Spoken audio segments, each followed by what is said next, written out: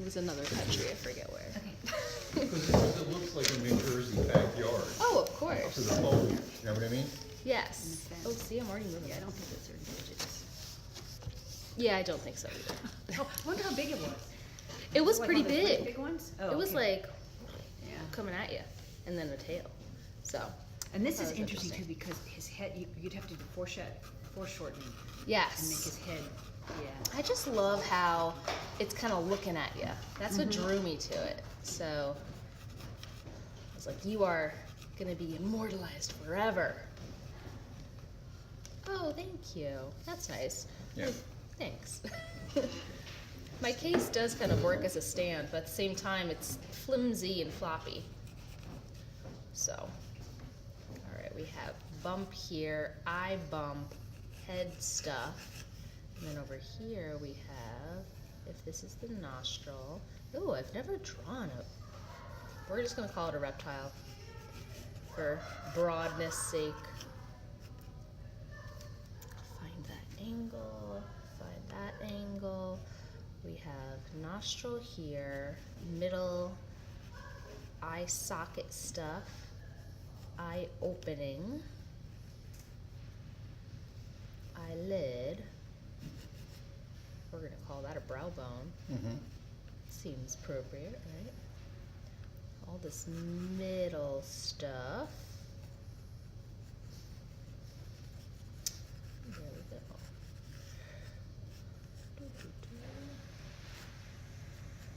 They always look grumpy, don't they? Yeah, like annoyed. Well, you know, they don't have a wide range of emotions. You don't know that. They have lots of emotions. Ooh, look at all these things. I'm not going to draw them all in. I'm just going to put a little couple doodads in and say, don't forget about them. That's what I do for things like that. Because as I'm drawing, I'm also looking at how can I get this across easily. And when I'm doing that, I'm noticing, okay, well, behind all these little like spiky things, it's dark. So I'm gonna put it in dark and then do the light on top. So that will just make life easier. This needs to be more bulbousy. All these folds and flaps. It's almost like armor of a dinosaur. Yes, yeah, Like very plates. archaic. All these spiky things. I kind of want to know like what they feel like. Are they floppy? Are they stiff? Are they like an aloe plant? I don't know. All things. One day I would like to. Yeah, if you break them off, they're good for cuts and burns. Oh, poor thing. All right, that's tail. Okay, that's right.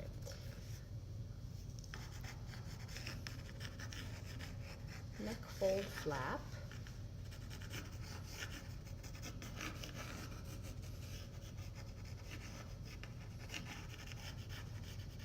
So I'm drawing this very gesturally down here. Normally I would be a little bit more picky with things, but I'm gonna be a little bit tighter up here and then a little bit more looser down here, which is why I'm drawing a little bit looser as well.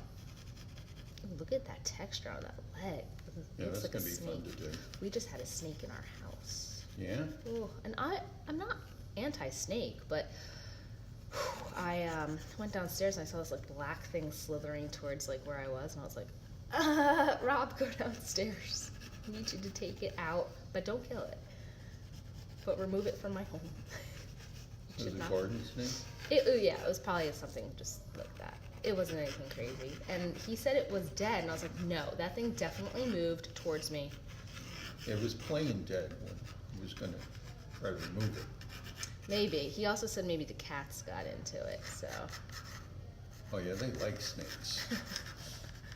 Well, they should have either brought it outside or something. I don't know. All right, so since there's a lot of foliage covering parts of the feet and whatnot, that's always something that you can stick in later. Oh, look at that. That There's way like- we don't have to do fingers. Yeah, Oh, that's right, because they have those claws. they do. And look, I didn't even see them, but they are there. Seeing all these little nail things. But it's all about that. Look at that. Let's start there. Okay, so I'm gonna stick out some black. I also brought a fun color, this cobalt teal, just because I saw it and I was like, ooh, that's so like reptilian. I have to bring it. I'm gonna put out some phthalo blue too. I have such a drawer of acrylics that are all half used because I use them a lot for like color theory workshops and things and like stuff like that. But I have so many. So I try to grab tubes that are half done, except this one's full. All right, so we have our white, we have our phthalo blue, I have black. I'm gonna stick out some burnt sienna. I toned with burnt sienna because I want some of my colors to be a little louder against it. I actually started by putting this on my palette, on my canvas, sorry, but last time I did that, I ended up hating it because all the colors I put on top were just so drab because it was competing with this. So I put the burnt sienna on next to it, and luckily it took over. So that's always And what color was that? That's alizarin crimson. Huh? Ooh, It whoa. looks pinkier than my alizarin. It's acrylic. It's a different brand. It's the hue even. It's not even like real alizarin crimson. I think it's naphthol crimson is the actual. Yeah, it's down there. Oh no, it's the Q word I can't pronounce. Quinolone. Yeah, that one. Quinacridone. I don't know. I never know how to say that word, but it's that pigment, which is still a cool red. So that's all that matters. All right, I got my flat brush, and I'm gonna go in with a little Gonna round use two brush. brushes. I Ooh. am Ooh. because look, there's all these little things. Really getting wild here, man. I know it's our last week. I gotta get. So are you gonna crazy. start with the eye again and get it right? Yes, starting with the eye. So I'm gonna block in. I mean, I'm gonna do a lot of plopping, but I'm gonna block it in first. Get it all dark, and since I am working with acrylic, I can layer things on top fairly quickly and soon, which is always nice. And since I am working with acrylic, if I do want something to blend in with each other, I'm gonna work in a small area at a time. So let's see, let's take a little bit of this. We're gonna take a little bit of some burnt sienna and that teal. Ooh, that teal is very It's greenier. sticky. Let's throw a little phthalo in just for good measure. Did you bring your phthalo today? Because I have some. I did. I brought my phthalo, and actually I brought my teal as well. Oh, nice. Okay, that's a lovely color to start with. On my gray palette, things tend to look a little bit louder, but when I put them on here, Yeah. they're not. I was doing, I have a snow scene at home that I'm doing, and oh my God, was that messing me up? As soon as Yeah. I put it on my canvas, it was more violet-y, you know, it's like from my palette. Oh yeah, that will confuse you. It's hard when you're working from like one to another because colors can change. They're tricky. They lie. They're like, oh yeah, I'm light, and then it's like, nope, I'm dark. Well, even too, like, I definitely know there's a difference between oils and acrylics and the colors, but even the different manufacturers, Oh yeah. it make them different, so. Well, there's also different, like student grade, artist grade. Mm-hmm. So that's also an element that needs to be factored in. And then the other one is learning which ones are transparent, semi-transparent, and Yes. opaque, and Yep. how they work on the canvas. Mhm. Because colors are not just all colors. I mean, if you have a semi-transparent, you can't do, and you're trying to paint over something and make it opaque, it just doesn't work. Nope. So those are all the things you have to learn. You gotta There figure it is, there's the information is on the tube for acrylics and really all tubes of paint. Mhm. It's all there. You just have to find it and then interpret it. But still, it's not really that informative because it just says like semi-opaque, semi-transparent. Sometimes it says some other weird translation, but And then you read it, and then you have to remember Then it. you have to that too. It was like with recipes, Uh-huh. you know, and you're going back, and you're going back, and you're going back. Oh, I know, you're right. I do that Yeah. a lot. I do that a lot too. No, it's even better when the recipe's on the fucking box and you throw it away. Oh, And then you have yes. to go in the Dig through garbage the and garbage. fish it out. Yep, And then you go in the garbage and fish it out. Yeah, I think I've done that too. Kitchen stories, you know? Mm-hmm. Alright, so I'm approaching this a little bit differently than I did, like, say, the owl and whatnot, because I want things to blend at the moment, and plus it's the eye area, and this eye area is very important because there's a ton of wrinkles and folds and structure going on, so I want to make sure I get that before I start going into this big guy and plopping away too much. There's this little guy, this little guy.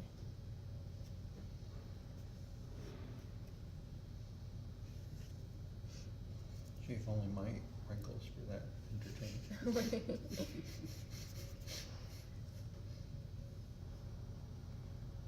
This goes into this area. And you could use it a little bit thinner too. You know, you can build up your underpainting that way.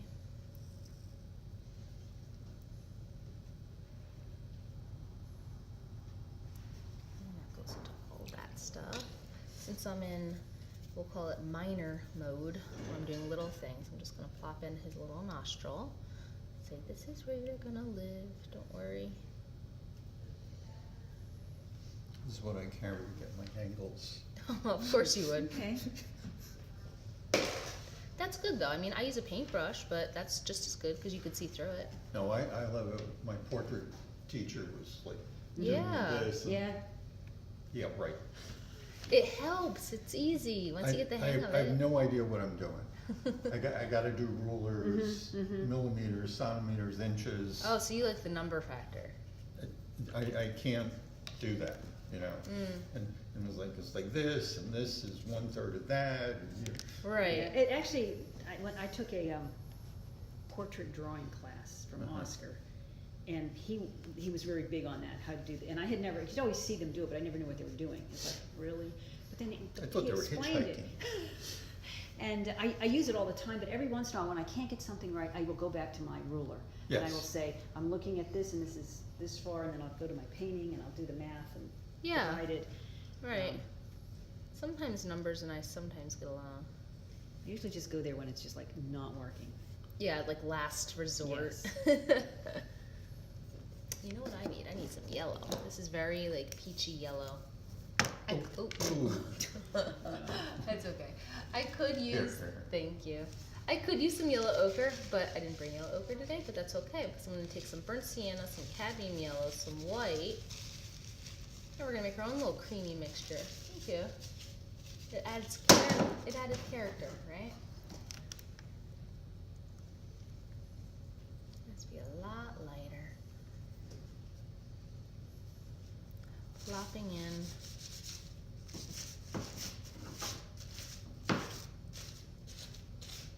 Oh, it doesn't have to be that clean. Thank you. I spent half my life getting pink off of me. My sitter last night painted with the boys, and they were having a blast. Because I never really paint with acrylic with them, because I just don't want to deal with the cleanup. I'm a bad mom. But they had a fun time. So things like this, where I kind of made the nostril a little bit smaller, I can go back in and make it bigger. That's not a big deal. Even if I was in oil. We're going to start to get a little louder with our colors. Although I kind of like that really loud teal there. I might kind of keep that. Let's make it get a little crazy. The last day. It's sad it's our last day. It's going to be warm this whole week too. Nice point on that. For now. Until I ruin it. What? For now, until I like ruin it, and then it will die. I'm not that great with brushes. I don't take care of them that well, which is not something I should admit, but I try. I really do. Alright, so right now what I'm doing is I'm putting in a base. Mhm. A base tone of everything, and then I can do all the little fun things on top. So I'm noticing, like I said over here, it's darker underneath, Mhm. and like there's like all these little lighter scale-like looking things. Mhm. So I'm putting in this darker teal phthalo blue mixture, and then I can go ahead on top and do all the fun stuff that is more reptilian.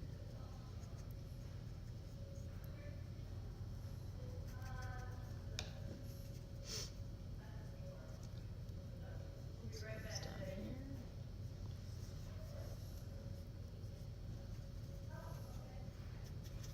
This is just that phthalo blue, a little bit of the teal and white, but with some black in it, so it makes it grayer, so we get that darker base underneath it. Ooh, I see some purple. That's a little purpley, sort Yeah. of. Mm-hmm. Yeah. A gray purple. Yes. Like a dark Portland warm gray, if they make that. Like that color I made It's you like buy. eight adjectives. A dark, warm, Like the gray I had you buy, yeah, but a dark version. a dark, warm something version. A Portland warm gray, but without all that white in it. Or if we were talking about pastels, it would be a 244p Prismacolor New Pastel. It's the only one I know the number of because I use it so much. I do have to buy it individually. I love how brains become expertise, you know, like someone gets an expertise and they got all the vocabulary Mhm, for it, you know. mhm. And then it Architects, becomes something lawyers, else. you Yep. know, pastel people, you know, it's like. I read a short story one time about jockeys. And, you know, they usually start off in this career as young boys and they just never grow. Mhm. And when they're successful, their world revolves around, you know, the Aga Khan, Queen Elizabeth, you know, multimillionaires, and here, like, they got no education whatsoever. So you Right. go to a cocktail party or any of these things, but so they make themselves an expert on something, like Ming porcelain or something, and they just bring the Oh. conversation around, so they seem erudite. Are you saying Ah. I brought that conversation around to numbers and dark No, areas? it's just, you know, it's, like, to me, I'm stunned, but if I started talking about some medical stuff, Oh, it'd yeah. sound really Uh-huh. smart. you Right, know? right, right. Mhm. Yeah. Okay, there's this really dark, we're gonna call this a neck bulge. Okay. Ladder. Yeah, Maybe it puffs up when it's mating, right. I think it probably does. you know, like bullfrog. Yeah, Mhm. I think I want to say that this does, but I know nothing of this. I like the frigate birds, the big red Oh thing that pop yes. What are they called? up. Frigate? Frigate birds. I never knew that. See, I just learned something. All right, so down here, see how I'm being a little bit looser with my strokes. There's a little bit more yellowiness right here. You guys see that? It's a little Mhm. more olive toned, and since I have a lot of blue that's wet right there, I'm just gonna throw in a little yellow. And this is all lighter here, so what I'm gonna do is, this needs to be way bigger, is I'm gonna start off with the dark, and then I can do all that fun light stuff on top. Let's use a touch of water or terp. Let it blend. This is that nice light spiky bulge. I'm just gonna outline it a little bit. And then over here, this gets to be a little bit darker.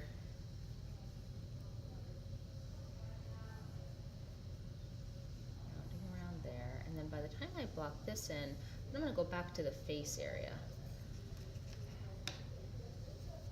That's gonna be the fun part. That's like adding all the fur or feathers.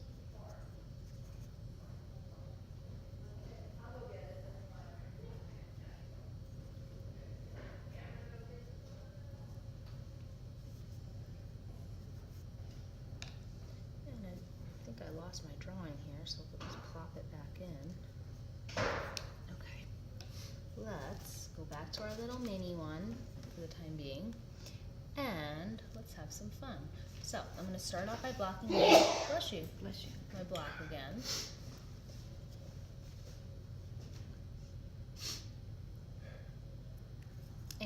right now it's solid black, boring. It's black there, yes, but we're gonna let there be life. So we're gonna add a little bit of a light blue and just put like a little dot just to show like, hey, my eyeball is wet. There's And a highlight. also curved. Yes, and here's how you're gonna get the curve aspect too. You could take a subtle dark bluish tone and just put a little suggested haze right in that black right there. And that shows like, hey, maybe there's something reflecting into this curved wet ball. I stole that from you from the owl, and everyone said, oh, the eye looks so real. I gave you credit. Oh, is it that little curve thing on the owl? Yeah, Yeah. Yeah. You had two curves, opposing curves, one like a crescent and one like a curved dot. Yeah. Yup. Even if it's not there, just always put it in.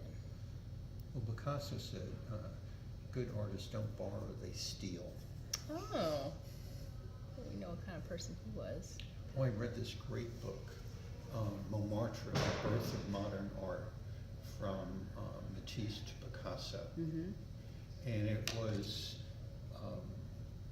what was going on in Montmartre, who was living in every apartment, who they were sleeping with, where they were getting their ideas from. And Picasso was a great thief. So there was this world exposition in Paris at this time period. This is when they built the Eiffel Tower and shit like that. So all these French colonies had like little booths, just like a World's Fair, and at the end of it, they weren't going to pay to bring all this stuff back to, you know, Guinea and so on and so forth. So these African masks and all these things, Matisse bought one, Picasso coveted it.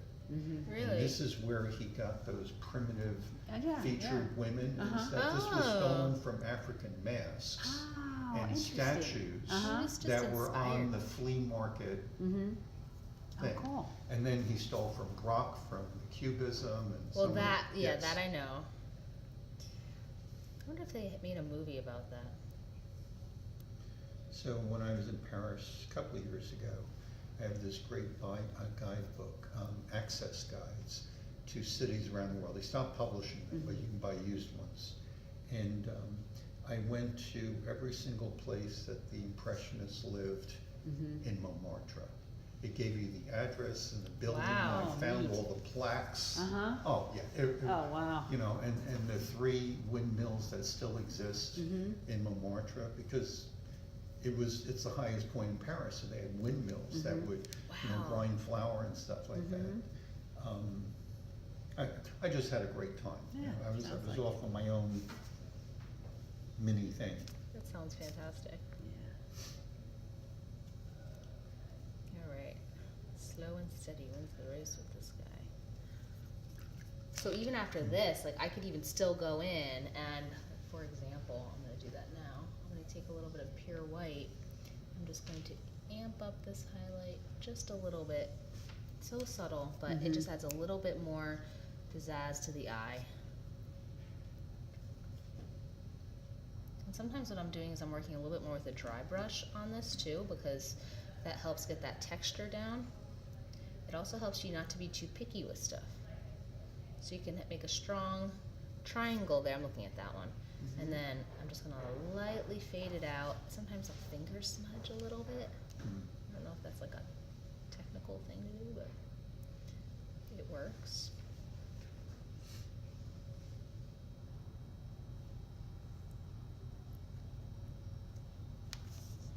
And we can go a little stronger. Maybe there's ones that are a little bit brighter. There's this guy here, which is a little brighter. And there's this one here. It's a lot of building. Now with oil, you could do the dark first, but you'll have to really kind of layer on the thick white. Maybe after it dries would Yeah. probably be ideal. Well, that's what I was doing with all the goddamn snow on those damn trees. It came out beautiful though. Well, I was happier yesterday than I was on Saturday. Well, that's good. All paintings go through a weird pubescent kind of stage. I like to think of it as. I like to think of it as out of control. Well, harness the control, bring it back.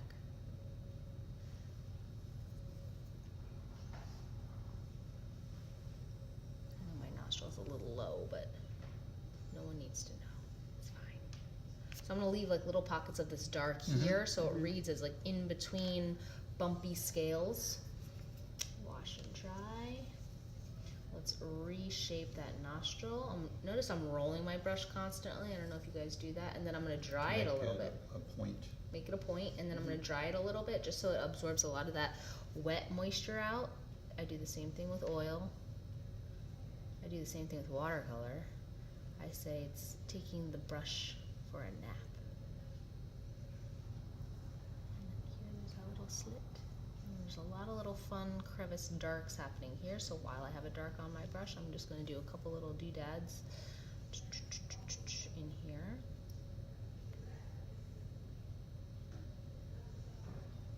Shape that little dark.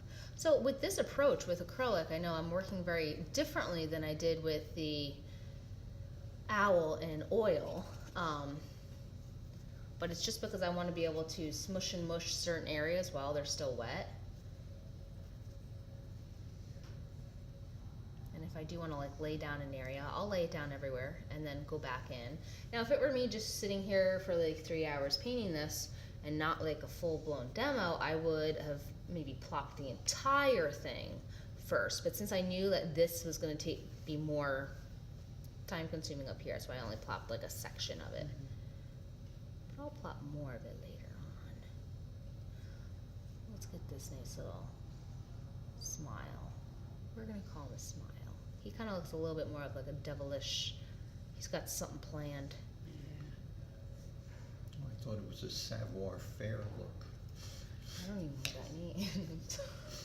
It means to know how to do. Oh. Savoir-faire. Oh, what language is that? French. Oh. Yeah, I didn't take French. I took Spanish. So a lot of it is just like, I call it doodadding. I don't know another way to tap, tap, squiggle. I'm sure there's a technical term that sounds fancy in French. Well, or that's like your somewhere second else. video. After The one brush terminology. masterpieces. Yes, we is have to do doodadding. that. I love it.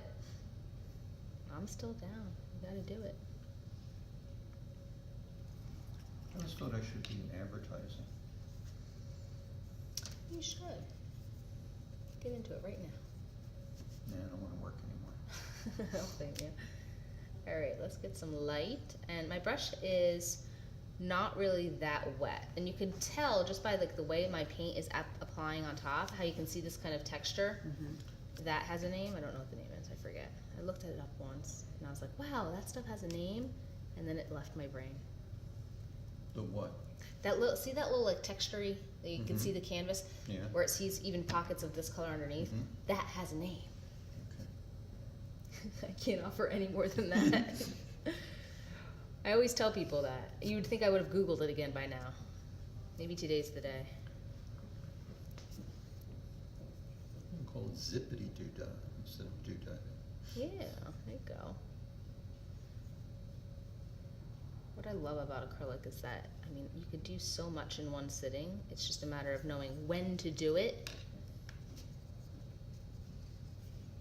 I do want to get in this lovely dark shape to the left of that eye though. Just to help refine, and that's going to make my values look different.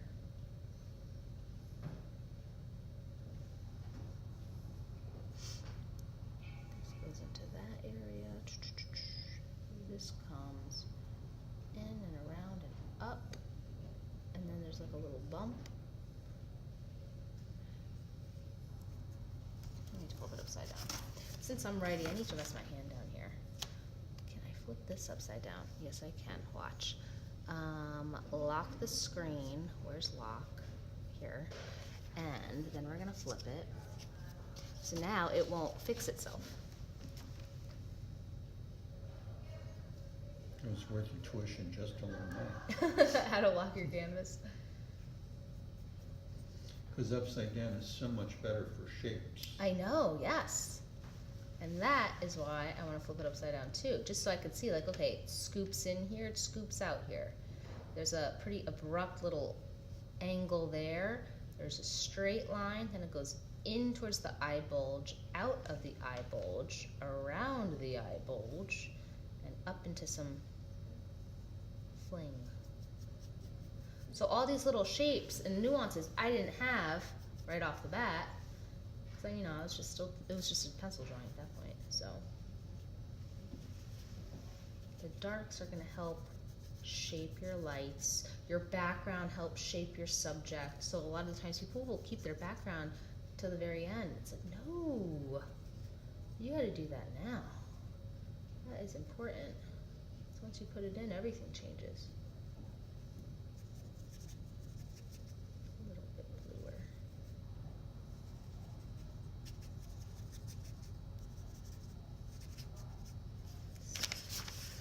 Let's move it back, and we'll move that back.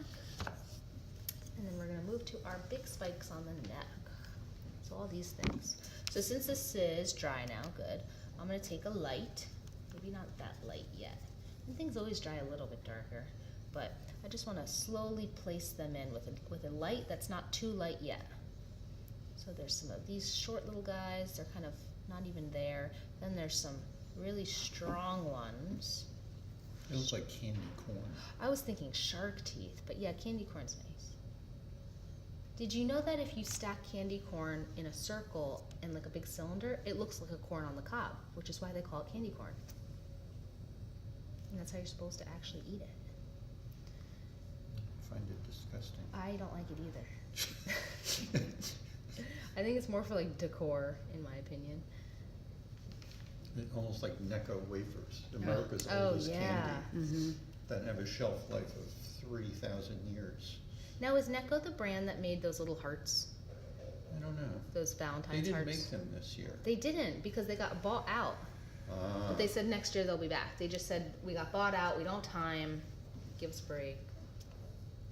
Yeah, there was like a cupcake that the company was bought out. And I don't remember whether it was Ring Dings or Yoo-Hoos or something or other, and people were Those very upset. tasty cakes or something like that. I remember hearing about Yeah, it, yeah. yeah.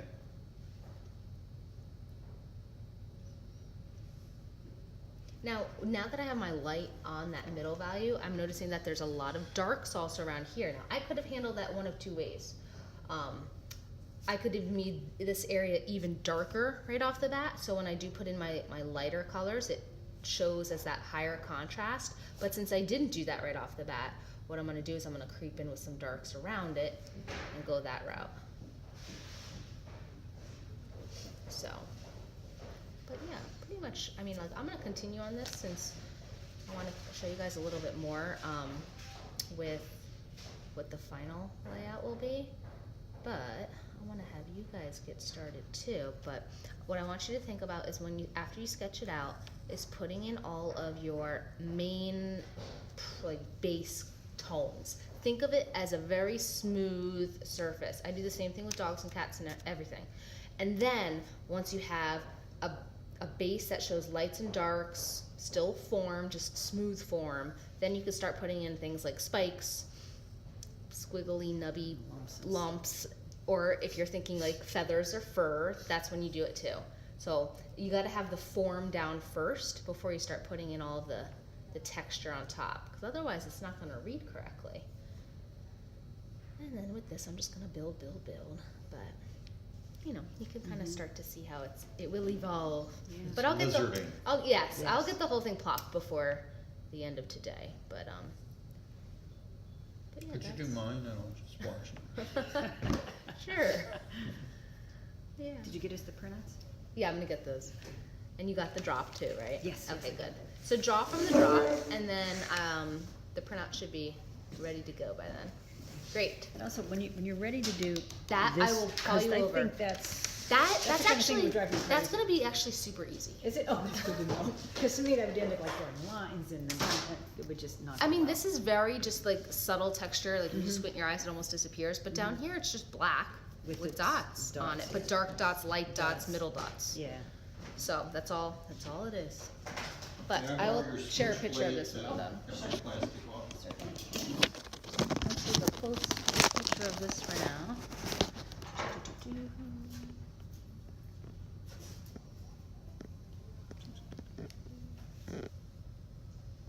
So what are you doing?